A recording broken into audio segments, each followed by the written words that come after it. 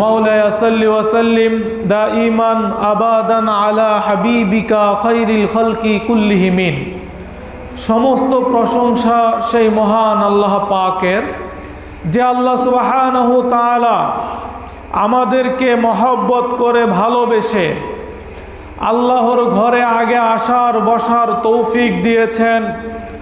তার কালামুল্লাহ পাক থেকে কিছু শোনার তৌফিক দিয়েছেন। সেজন্য আল্লাহ পাকের দরবারে শুকরিয়া আদায় করি, বলি আলহামদুলিল্লাহ। বান্দা যতই চেষ্টা করুক না কেন, আল্লাহ তাআলা যতক্ষণ পর্যন্ত বান্দার ভালো চাবে না, উত্তম প্রতিদান চাইবে না, আল্লাহর মাশিয়াত থাকবে না, ততক্ষণ পর্যন্ত কোনো বান্দা আল্লাহর কামিয়াবের দরজা পর্যন্ত পৌঁছতে পারে না। আল্লাহ তাআলা চেয়েছেন বিদায় আমরা আল্লাহর ঘরে আসতে পেরেছি। আল্লাহ তাআলা আমাদেরকে ভালোবাসেন বিদায় যারা আল্লাহ তাআলাকে ভালোবাসে তাদের জন্য আল্লাহ তাআলা নেকের কাজকে সহজ করে দেন, বলি সুবহানাল্লাহ। আপনি আমি মনে করি যে আমি আগে আসছি না, জুমার শেষে দেখবেন মসজিদ ভরে যায়, অনেক মানুষ আসে 2 রাকাত নামাজ পড়ার জন্য, তাদের তো আগে আসার তৌফিক হয় নাই। কিন্তু আল্লাহ তাআলা এতগুলো মানুষের মধ্যে কিছু সংখ্যক মানুষকে আল্লাহ তাআলা এই তৌফিক দিয়েছেন, আল্লাহ সুবহানাহু ওয়া তাআলার এই প্রতিদান দিয়েছেন। এর মানে হচ্ছে আল্লাহ তাআলা আমাদেরকে ভালোবাসেন, বলি সুবহানাল্লাহ। এজন্য আল্লাহ তাআলা দরবারে শুকরিয়া আদায় করা দরকার আছে কিনা? বান্দা যতই শুকরিয়া আদায় করুক না কেন, কখনোই শুকরিয়ার হামদের হাকিকত সে বুঝতে পারে না। এই পৃথিবীতে এমন কোনো কালাম নাই, এমন কোনো শব্দ নাই, এমন কোনো ইবাদত নাই যে ইবাদত দিয়ে আপনি আল্লাহ তাআলার পরিপূর্ণ শুকরিয়া আদায় করতে পারবেন। আছে? আল্লাহ তাআলা আপনার আমার প্রতি যে ইহসান করেছে, আল্লাহ রাসূলের যে ইহসান, আপনি আমি এমন কোন আমল এমন কিছু আছে যে আল্লাহ তাআলার প্রশংসার হাকিকত আদায় করবে? কিন্তু কুরবান যান, আল্লাহর প্রশংসা করব, আল্লাহর প্রশংসার শুকরিয়ার জন্য আল্লাহ তাআলা নামাজকে বাছাই করেন নাই। কারণ নামাজ আল্লাহর শুকরিয়ার জন্য পরিপূর্ণ হাম নয়। আল্লাহ তাআলা কোরআনকে বাছাই করেন নাই। আল্লাহ তাআলার যত ইবাদত আছে, হজ আছে, যাকাত আছে, একটু ডিপের কথা বলতেছি, গুরুত্ব দিবেন, বুঝবেন কিনা জানি না। আল্লাহ তাআলার হামদের জন্য, আল্লাহ তাআলার প্রশংসার মারিফত হাসিল করার জন্য আল্লাহ তাআলার কোনো ইবাদতকে আল্লাহ তাআলা বাছাই করেন নাই। আল্লাহ তাআলা আল্লাহর ইবাদতের, আল্লাহর শুকরিয়ার জন্য আল্লাহ তাআলা বাছাই করলেন তো আলহামদুলিল্লাহ, বলি সুবহানাল্লাহ। আল্লাহ বাছাই করলেন আলহামদুলিল্লাহি রাব্বিল আলামিন। এই পৃথিবীতে একমাত্র একটা শব্দ আছে, হাম করব আল্লাহর, আল্লাহর হাম, আল্লাহর তারিফ, আল্লাহর মুখের কালাম দিয়ে আল্লাহর হামকে আল্লাহ তাআলা পরিপূর্ণ করে দিয়েছেন, বলি সুবহানাল্লাহ। মানে আল্লাহর কথা দিয়ে আল্লাহর হাম পরিপূর্ণ। আপনার আমার ইবাদত দিয়ে আল্লাহর হামকে আল্লাহ তাআলা কি করেন নাই? পরিপূর্ণ করেন না। কারণ আপনি আমি যত ইবাদত করি না কেন, ইবাদতের মধ্যে শয়তানি ধোঁকা আছে কিনা? কোনো ইবাদত পরিপূর্ণ যে 100-এ 100 কেউ গ্যারান্টি দিতে পারবে? পারবে না, যদি না সেটার মধ্যে আল্লাহর রহমত না থাকে। আমরা ইবাদত করি আল্লাহর জন্য, সেই ইবাদতের সাথে আল্লাহ তাআলার শুকরিয়া দরকার আছে কিনা? বলেন হুজুর, প্রতি জুমায় দেখেন প্রত্যেকটা সময় আমরা আল্লাহর শুকরিয়া আদায় করি। প্রতি জুমাতে আমরা প্রত্যেক হুজুর যতই বয়ান করে না কেন, বয়ান শুরু করার আগে কি শুকরিয়া আদায় করে না? আল্লাহর হাম বর্ণনা করে কিনা? আল্লাহর হাম বর্ণনা করে। আল্লাহর হামদের সাথে সাথে আবার কি করে? রাসূলেরও প্রশংসা করা হয় না? করা হয়। কেন করা হয়? কেন? কারণ এই পৃথিবীর বুকে যত কাজ আছে, যত ফেল আছে, যত কর্ম আছে, এই সকল কাজ কর্মের মধ্যে আপনি বরকত, পরিপূর্ণতা লাভ তখনই করবেন যখন সেই কর্মের মধ্যে, কাজের মধ্যে আমি আল্লাহর নাম চলে আসবে। বলি সুবহানাল্লাহ। আল্লাহর নাম যেখানে চলে আসে সেই কাজের মধ্যে আল্লাহ তাআলা কি করে দেন? বরকত দিয়ে দেন। এটা বিশ্বাস হয়নি? বিশ্বাস হয় না? আপনারা জানেন কিয়ামতের আগে অনেক আলামত হবে, অনেক কিছু প্রতিফলন হবে। তার মধ্যে একটি আলামত হচ্ছে, বড় আলামতের মধ্যে হচ্ছে ইয়াজুজ মাজুজ প্রকাশ হবে। নাম শুনছেন না? ইয়াজুজ মাজুজ নাম শুনছেন নি? ইয়াজুজ মাজুজ কিন্তু বাদশাহ সেখানদার, আমার বয়ানের বিষয়টা না, তারপর প্রশংসার বিষয় যদি চলে আসে আমি বলে দিচ্ছি। বাদশাহ সেখানদার এদেরকে একটি এই বিশাল বড় এক তামার প্রাচুর্য দিয়ে, দেওয়াল দিয়ে তাদেরকে কি করে রেখেছে? আবদ্ধ করে রেখেছে, বন্দি করে রেখেছে। তো তারা কিন্তু প্রতিদিন এসে, ইয়াজুজ মাজুজের দল প্রতিদিন এসে তারা কি করে? সেই দেওয়ালটাকে চাটে জিহ্বা দিয়ে। আর সন্ধ্যার দিকে বলে কি, এখনো দরজা খুলতেছে না, চলো আমরা আগামীকাল আসি। এভাবে কিন্তু তারা কন্টিনিউ প্রতিদিন কি করতেছে? এই কাজটা করতেছে। কিন্তু যখন আল্লাহর হুকুম হবে, যখন তারা বের হবে, সেদিন কিন্তু তারা ফিরে যাবে না। তারা কি বলবে জানেন? ওলামায়ে কেরামগণ বলেন, যেই দিন তাদের বের হওয়ার আল্লাহ তাআলার তরফ থেকে হুকুম হবে, আল্লাহ তাআলা যেদিন চাইবেন, মানে তারা কি হোক, বের হোক, পৃথিবীতে আসুক, সেই দিন তারা বলবে যে চলো ইনশাআল্লাহ আজকে আমরা সেই দরজা খুলেই ফেলবো। বলি সুবহানাল্লাহ। এই ইনশাআল্লাহ শব্দটা বলার কারণে, যদি আল্লাহ চায়, ইনশাআল্লাহ বলার কারণে আল্লাহ তাআলা সেদিন দরজাকে খুলে দিবে। বলি সুবহানাল্লাহ। বিসমিল্লাহির রহমানির রহিম। আল্লাহ তাআলা কোরআনুল কারীমকে শুরু করেছেন সূরা ফাতিহার শুরুতে বিসমিল্লাহির রহমানির রহিম। যদিও বা ওলামায়ে কেরামের মধ্যে অনেক মতানক্য আছে যে বিসমিল্লাহির রহমানির রহিম কোরআনের আয়াত কিনা। প্রতি সূরার শুরুতে আল্লাহ তাআলা এই আয়াতকে নাজিল করেছেন, বিসমিল্লাহির রহমানির রহিম। বিসমিল্লাহ, আমি আল্লাহর নামে শুরু করছি। আচ্ছা, এখানে আরেকটা জিনিস আমি বলে দিই।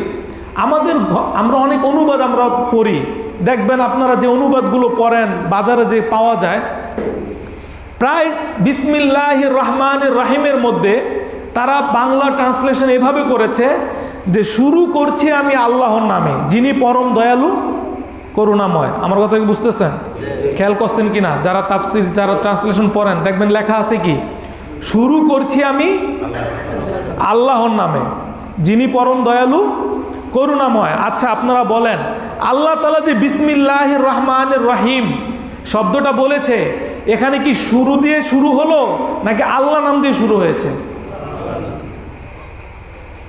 আমি যদি বলি শুরু করছি আমি আল্লাহর নামে, তাহলে শুরুটা কিন্তু আমার আল্লাহ দিয়ে হয় নাই, শুরুটা আমার শুরু দিয়ে হয়েছে।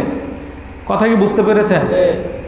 আমি যদি বলি শুরু করছি আমি আল্লাহর নামে, তাহলে আমার শুরুটা কিন্তু আল্লাহ দিয়ে হলো না, শুরুটা হলো শুরু শব্দ দিয়ে। আর শুরুটা হচ্ছে একটা কর্ম, কাজ, ফেল। আর আল্লাহ নামটা হচ্ছে নামবাচক বিশেষ্য। আর ক্রিয়াবাচক বিশেষ্য চাইতে নামবাচক বিশেষ্যের ফজিলত, মর্তবা, তাকিদ বেশি। বলি সুবহানাল্লাহ। এই জন্য আল্লাহ তাআলা বিসমিল্লাহির রহমানির রহিম যারা তারকিব করে, জুমলা ইসমিয়া, এটা হচ্ছে কি জুমলা ইসমিয়া, জুমলা ফেলিয়া না, কিন্তু জুমলা ইসমিয়া। এখন সঠিক তরজমা কি হবে? এই জন্য বলা হয়েছে আল্লাহর ওলিদের কাছে গেলে তোমরা সঠিক কোরআনের অনুধাবন করতে পারবে। বলি সুবহানাল্লাহ। আল্লাহর ওলি যারা হকপন্থী, তাদের তরজমাগুলো আপনি উঠাবেন, বা আগের তরজমাগুলো ইবনে কাসির থেকে, আরবি তো তরজমা হয় না, কিন্তু আপনি কানজুল ইমান উঠান, হ্যাঁ, তাফসিরে সিরাতুল জিনান উঠান, মারিফুল কোরআন উঠান, সেখানে দেখবেন লেখা আছে আল্লাহর নামে শুরু, যিনি পরম দয়ালু করুণাময়। বলি সুবহানাল্লাহ। এখন আমার শুরুটা কি হচ্ছে? আল্লাহ দিয়ে হচ্ছে। তাহলে ট্রান্সলেশন, তরজমা করতে হবে আমাদেরকে সঠিকভাবে। অনেকে দেখবেন আমরা বিভিন্ন রকম তাফসির পড়ি, আমরা সাপোজ ধরি, যেমন ইহদিনাস সিরাতাল মুস্তাকিম, এখানে আছে অনেকে বলে ইহদিনাস সিরাতাল মুস্তাকিম, আমাদেরকে সঠিক পথ দেখান। আমাদেরকে কি সঠিক পথ দেখান? আসলে তরজমা এটা সঠিক নয়। আমাদেরকে সঠিক পথ দেখান মানে কি? আমাদেরকে আল্লাহ রাসূলকে সঠিক পথ দেন নাই, দেখাইয়া দিচ্ছেন না? এখানে সঠিক তরজমা হবে আমাদেরকে সঠিক পথে চালান। কি হবে? আমাদেরকে সঠিক পথে চালান। পথ তো আল্লাহ রাসূল দিয়েই দিয়েছেন। আল্লাহ রাসূল কি পথ দিয়েই দিয়েছেন। এজন্য যখন আল্লাহ তাআলার সম্বন্ধে তারিফ করব, তখন আল্লাহ তাআলার জন্য সম্মানসূচক শব্দ ব্যবহার করব। যেমন ধরেন তাফসীরের অনেক প্রকার আছে, যেমন খানায় কাবা একটা সম্মানিত জিনিস না? খানায় কাবার গিলাফ কি? কালো। আবার বিলাল রাদিয়াল্লাহু তাআলা আনহুর চেহারাও কি ছিল? কালো ছিল। আবার আমরা যে এই খাবার পাক করি, খাবার পাক করার পরে লাকড়ি আগুন জ্বালানোর পরে যে কয়লাগুলো বের হয় সেটার রঙও কি? কালো না? এখন বিলাল রাদিয়াল্লাহু তাআলা আনহু বা খানায় গিলাফের উদাহরণ যদি আপনাকে দিতে হয়, বিলাল রাদিয়াল্লাহু তাআলা আনহু কেমন ছিলেন? উনি তো একজন সম্মানিত সাহাবী। তাকে তার উদাহরণ দেওয়ার জন্য আপনি কি সেই চুলার কালি ব্যবহার করতে পারবেন এই শব্দটা? আপনার জন্য তাকে উদাহরণ দেওয়ার জন্য তার শানের সাথে, তার মর্যাদার সাথে যেই শব্দ যায় সেই শব্দটা তার জন্য কি করতে হবে? চয়ন করতে হবে। নচেত অন্য কোনো শব্দ চয়ন করলে কিন্তু এটা তার শানে কি হবে? বেয়াদবি হবে। তো আমাদের সমাজে অনেকে মন গড়ার তাফসীর করছেন। আল্লাহ তাআলার জন্য কোন শব্দটা ব্যবহার করতে হবে তারা সেখানে লিহাজ রাখেন নাই। আল্লাহর রাসূলের জন্য কোন শব্দটা ব্যবহার করতে হবে সেটাও লিহাজ রাখেন নাই। আল্লাহর ওলিদের শানে সাধারণ মানুষের মধ্যে কি পার্থক্য তারতম্য হবে সেটার লিহাজও রাখেন নাই। অনেক সময় এই লিহাজ না রাখার কারণে ঈমান পর্যন্ত চলে যায়। বলি নাউজুবিল্লাহ। বলেন হুজুর কি বলেন? হ্যাঁ, ঈমান চলে যায়। আপনি দেখেন, আমি কয়েকটা উদাহরণ দেই, যেহেতু কথা চলে আসে বলেই দেই। যেমন কোরআনে আছে ওয়া মাকারু ওয়া মাকারুল্লাহ ওয়াল্লাহু খায়রুল মাকিরিন।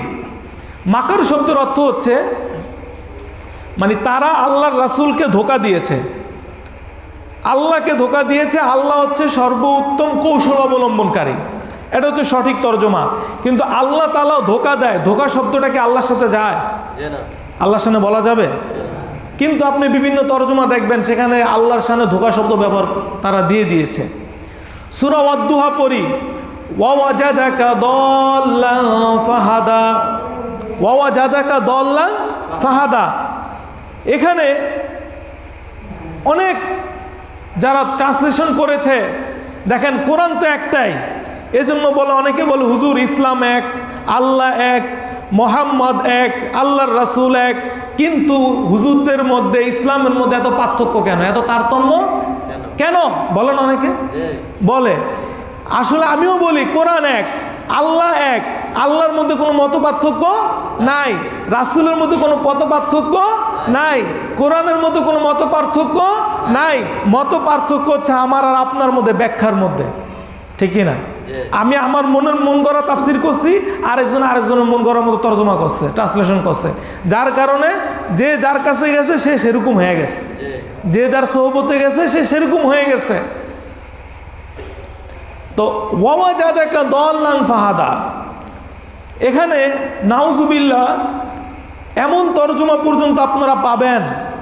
বাংলাদেশে এমন অনেক ট্রান্সলেশন করেছে, আল্লাহর রাসূলকে বলেছে গোমরা, পথভ্রষ্ট। বলি নাউজুবিল্লাহ। আল্লাহর রাসূল কি কখনো পথভ্রষ্ট ছিল? কিন্তু ওখানে বলছে যে আল্লাহ হে আল্লাহর রাসূল আপনাকে পেয়েছে পথ হারা, অতঃপর আল্লাহ তাআলা আপনাকে পথ দেখিয়েছেন। নাউজুবিল্লাহ। এরকম তর্জমা করা যাবে না। ট্রান্সলেশন করতে হবে কি, আল্লাহ তাআলা আপনাকে স্বীয় প্রেমে আত্মহারা পেয়েছেন, অতঃপর আল্লাহ তাআলা হে মাহবুব আপনাকে আরো কাছে টেনে নিয়েছেন। বলি সুবহানাল্লাহ। এই জন্য আমার বলার উদ্দেশ্য হচ্ছে যে যেই মানহাজের, যে যেই মাপের, যে যেই মর্যাদার, তার জন্য সেই মর্যাদার শব্দ চয়ন আমাদের কি করতে হবে? করতে হবে। আল্লাহ তাআলা আমাদেরকে আল্লাহর হাকিকত আল্লাহ তাআলার প্রশংসা করার তৌফিক দান করুক সকলে বলে আমিন। আল্লাহর প্রশংসার পরে আল্লাহর রাসূলেরও প্রশংসা করতে হয় কিনা? আল্লাহ রাসূলের প্রশংসা করি না আমরা? আল্লাহ রাসূলের প্রশংসা করতে হয়। এখন অনেকে বলে যে আল্লাহর সাথে আল্লাহর রাসূলের প্রশংসা করবো, তাহলে শিরিক হয়ে যাবে না? কি শিরিক হবে নাকি? শিরিকের অর্থ অনেকে বুঝে না। আল্লাহর রাসূলের প্রশংসা যতই আমরা করি, কখনো আল্লাহর রাসূলকে আল্লাহর উপরে নেওয়া কি সম্ভব? সম্ভব নয়। আমি আল্লাহর রাসূলের উম্মত। আল্লাহ তাআলা আল্লাহর রাসূলের মধ্যে যে সম্মান দিয়েছে, যে ইজ্জত দিয়েছে, সেই ইজ্জত যত রিফাত হবে, যত বুলন্দ হবে, আল্লাহ তাআলা উম্মতের মর্তবাকেও তত বাড়িয়ে দিবেন, বলি সুবহানাল্লাহ। আমি আপনি খায়রুল উম্মাহ কেন হয়েছি? খায়রুন নাবী হয়েছে বিদায় আমি আপনি খায়রুল উম্মাহ হয়েছি, বলি সুবহানাল্লাহ। কথা বুঝতে পেরেছেন? আমি আপনি উত্তম উম্মত কেন হয়েছি? আল্লাহর রাসূল উত্তম হয়েছেন বিদায় আমি আপনি কি হয়েছি? উত্তম হয়েছি।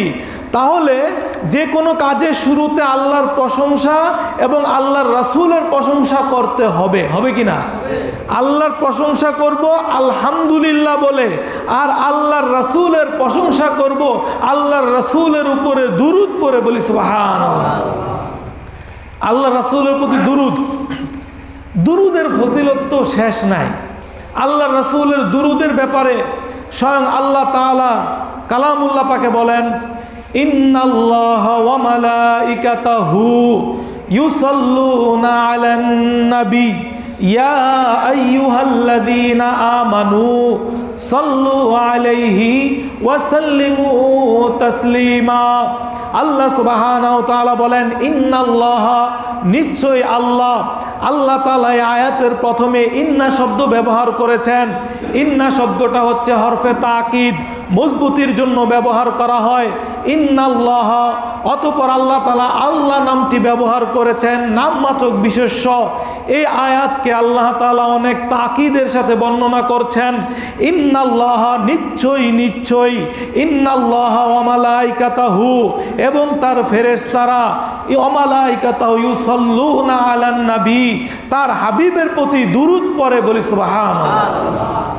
এখন আল্লাহর রাসূলের আল্লাহর দুরূদ কেমন, আবার ফেরেশতাদের দুরূদ কেমন, আমি উম্মত হিসাবে আমার দুরূদ কেমন?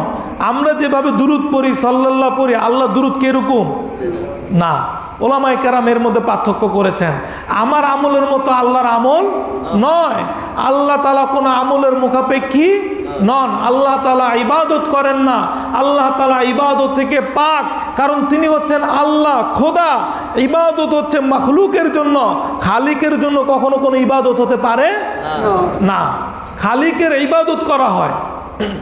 আর মাখলুক, দেখেন অনেকে বলে ইন্নাল্লাহ আলা কুল্লি শাইইন কদির, আল্লাহ তাআলা সমস্ত কিছু কুদরতবান, আল্লাহ তাআলা সমস্ত কিছু করতে পারেন।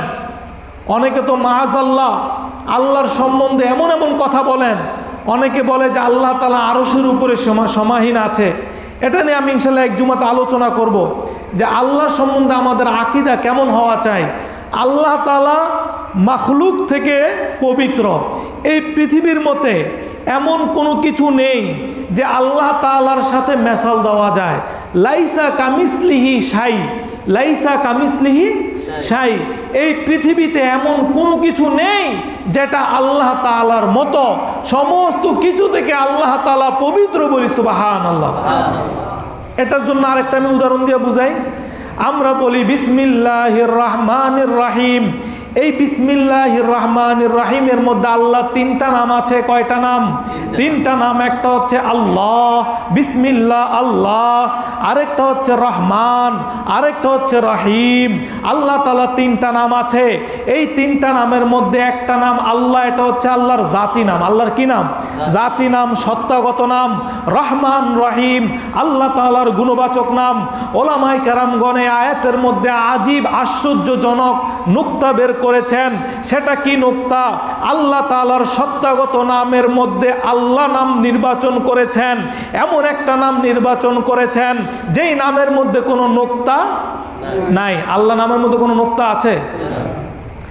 আল্লাহ নামের মধ্যে কোনো নোক্তা নাই, মানে এই পৃথিবীর বুকে আল্লাহর মতো লাইসা কামিসলিহি, আল্লাহর মতো কেউ নাই, আল্লাহর মতো কোনো শরীক নাই। বলি সুবহানাল্লাহ। আল্লাহর নামটাও যেভাবে নোক্তামুক্ত, আল্লাহ সত্তাটাও সেভাবে সকল কিছু থেকে পবিত্র। বলি সুবহানাল্লাহ।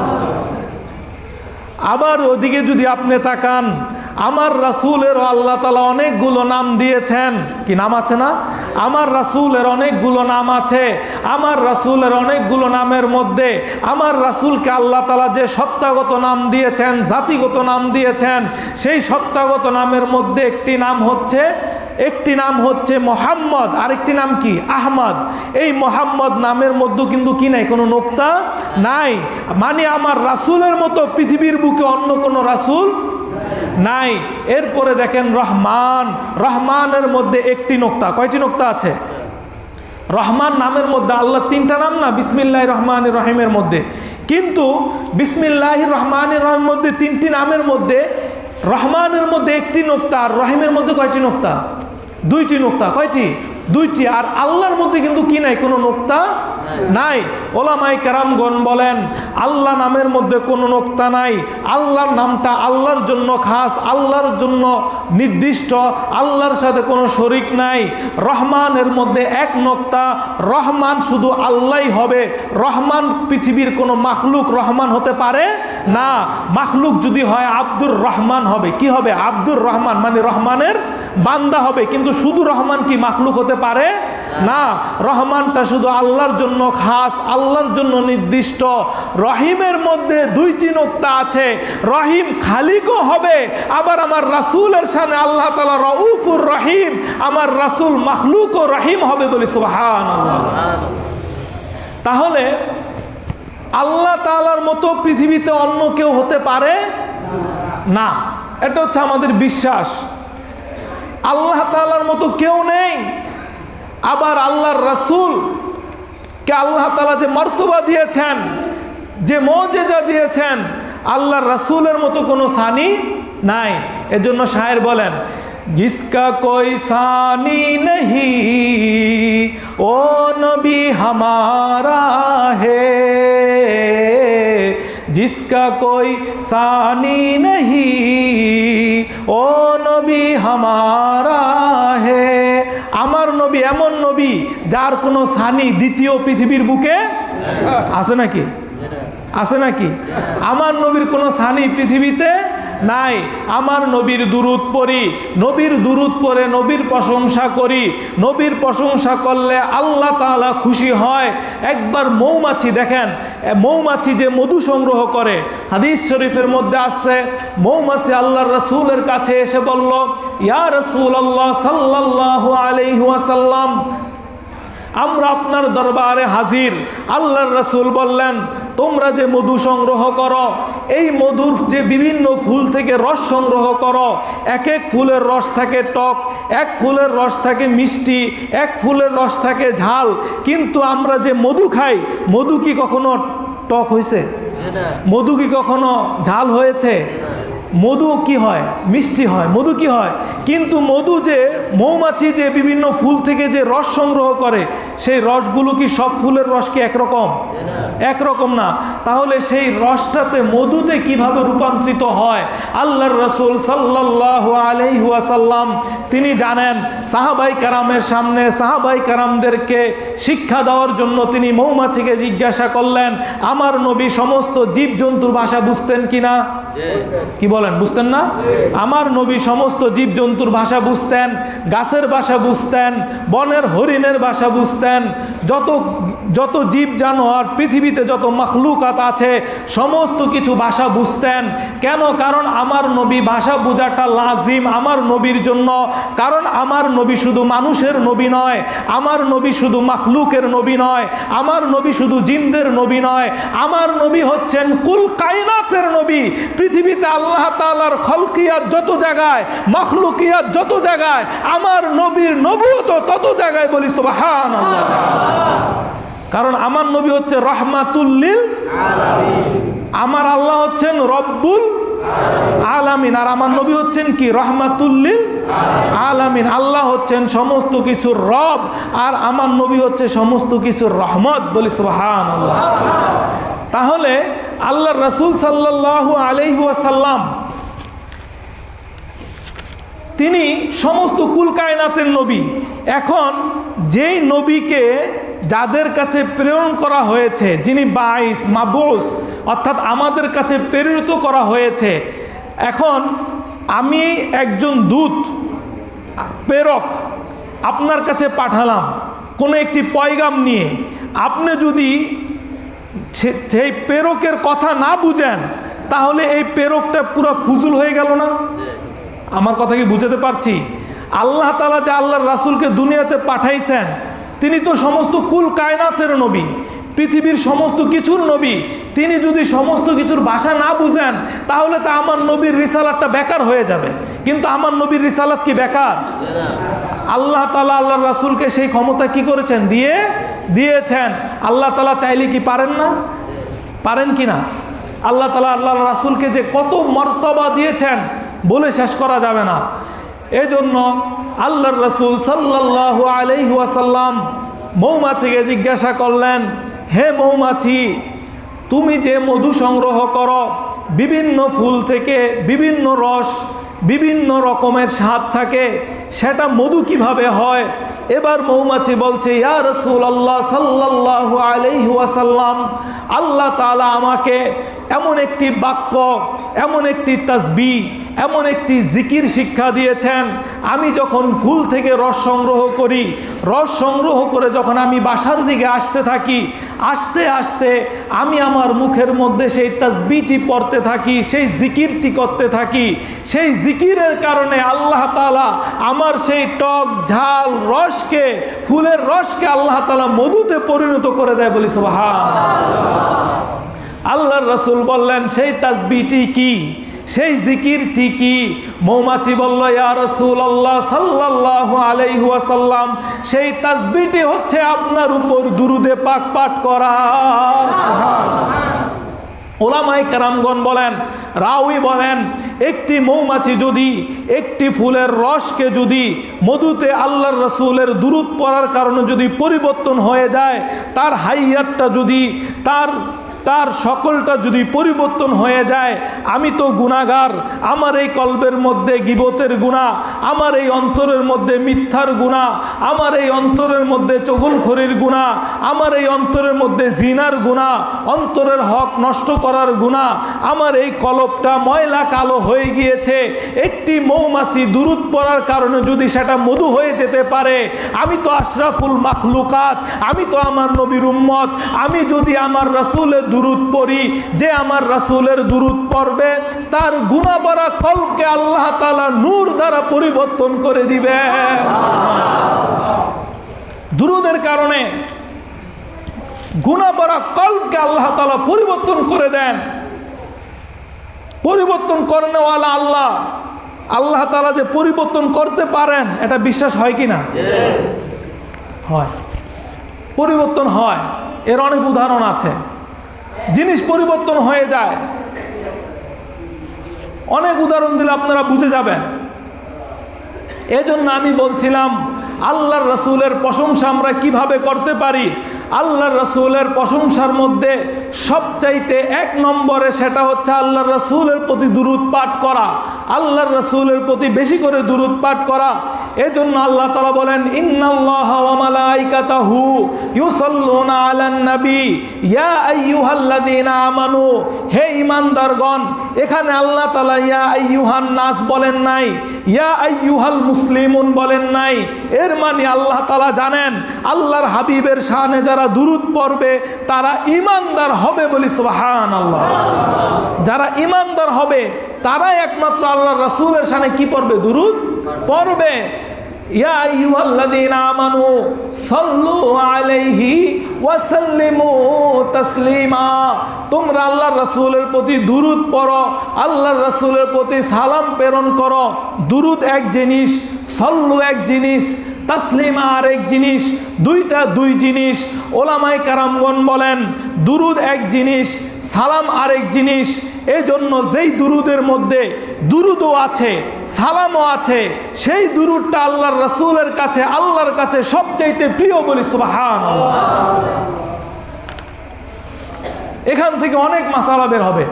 ওলামায়ে কেরামগণ বলেন, ইন্নাল্লাহা ওয়া মালাইকাতাহু, আল্লাহ তাআলা যে আল্লাহর রাসূলের প্রতি দুরূদ পড়েন, এর মানে আমি আপনি যেরকম দুরূদ পড়ি এর মানে এরকম দুরূদ নয়। আল্লাহ তাআলা দুরূদ পড়ার অর্থ হচ্ছে আল্লাহর রাসূলের প্রতি আল্লাহ তাআলা রহমত বর্ষণ করেন বলি সুবহানাল্লাহ।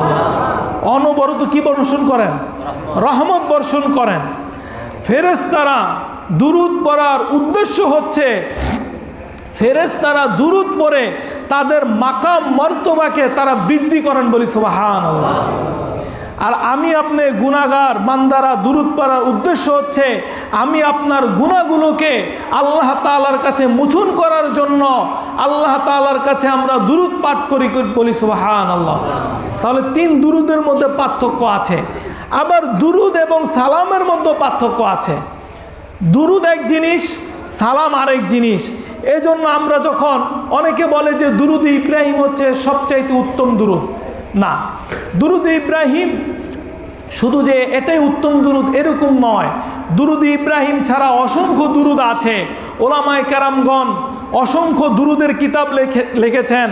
দালাইলুল খায়রাত বিশ্ববিখ্যাত দুরূদের কিতাব, 30 খণ্ড 30 পারা যেভাবে আমরা পড়ি, তিনি 30 খণ্ডের বিশাল এক কিতাব লিখেছেন। তারপরে আল মাজমায়ে সালাওয়াতুর রাসূল, যেটা খতম শরীফ খতম করা হয়। এভাবে এই যে দালাইলুল খায়রাত যিনি লিখেছেন ইমাম আব্দুর রহমান জাজুলি রহমতুল্লাহি আলাইহি, তার ব্যাপারে বলা হয়েছে তিনি আল্লাহর রাসূলের শানে এত বড় দুরূদের কিতাব কেন লিখলেন। তিনি একবার এক সফরে যাচ্ছিলেন। সফরে যাওয়ার সময় নামাজের সময় হয়ে গিয়েছে।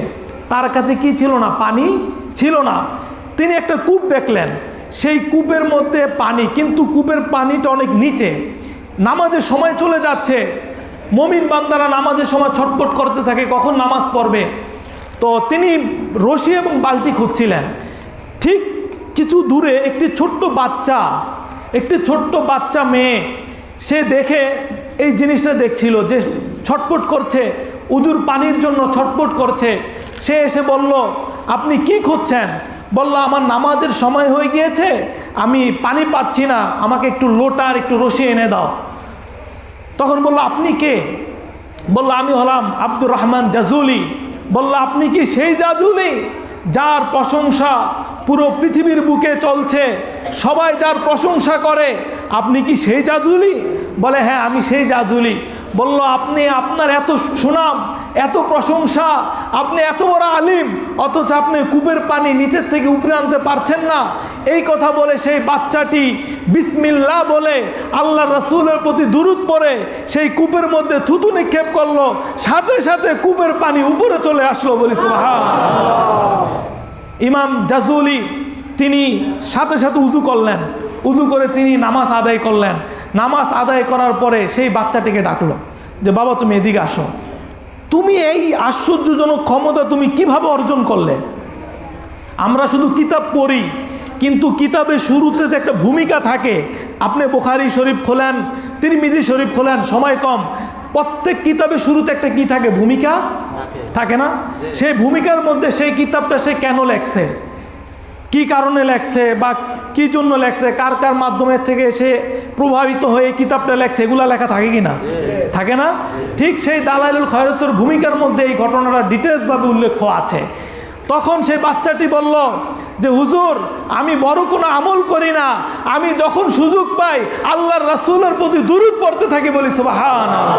আল্লাহর রাসূলের দুরূদের কারণে আল্লাহ তাআলা আমার মুখের মধ্যে এত প্রভাবিত করে দিয়েছেন, এত তাসির দিয়েছেন, আমি আল্লাহ তাআলার কাছে যখনই হাত তুলি আল্লাহ তাআলা সেই দোয়াটাকে সাথে সাথে কবুল করে নেন বলি সুবহানাল্লাহ।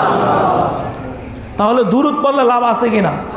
এই জন্য আল্লাহর প্রশংসা করতে হবে, আলহামদুলিল্লাহি রাব্বিল আলামিন বলে আল্লাহর রাসূলের প্রশংসা করতে হবে দুরূদ পড়ে বলি সুবহানাল্লাহ। আর ইবাদতের মাধ্যমে তো প্রশংসা আদায় করতেই হবে। আল্লাহ তাআলা আমরা যা শুনলাম, আল্লাহ সুবহানাহু তাআলা আমাদেরকে আমল করার তৌফিক দান করুক। আমিন। বিজাহিন নবীল আমিন। যারা সুন্নত পড়েন নাই 4 রাকাত কাবলা জুমা সুন্নত পড়ে নেন।